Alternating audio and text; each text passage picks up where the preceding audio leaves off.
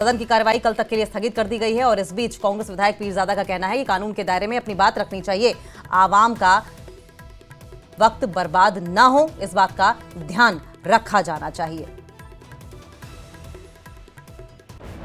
तो देखिए रिएक्शंस भी लगातार आते जा रहे हैं, आपको रिएक्शंस भी बताएं। ये नहीं होना चाहिए, हर एक बात दायरे कानून के दायरे के अंदर होनी चाहिए और रूल्स के तहत होनी चाहिए।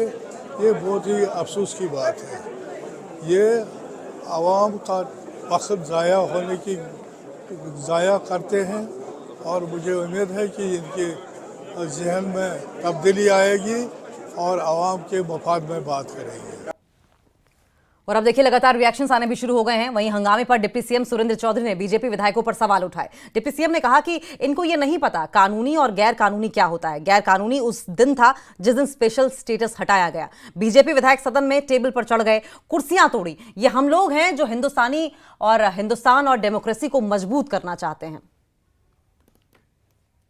वो कैसे करने देगी? नहीं करने देगी, क्योंकि उनको जो जिन व्यापारियों के कहने पे वो यहाँ हाउस में बैठे हुए हैं, वो व्यापारी बोल रहे हैं 370 स्पेशल स्टेटस जम्मू कश्मीर में नहीं आना चाहिए। क्यों स्पेशल स्टेटस नहीं आना चाहिए? क्योंकि अगर वो व्यापारी जो बैठे हैं उनकी इंडस्ट्रियाँ खत्म हो जाएंगी, वो माइनिंग खत्म हो जाएगी, वो शराब घोटाला खत्म हो जाएगा, वो ठेकेदारी सिस्टम खत्म हो जाएगा। इसलिए ये बीजेपी के एमएलए नहीं है, ये उन अमीर लोगों के भेजे हुए कुछ लोग हैं जो यहाँ बात कर रहे हैं।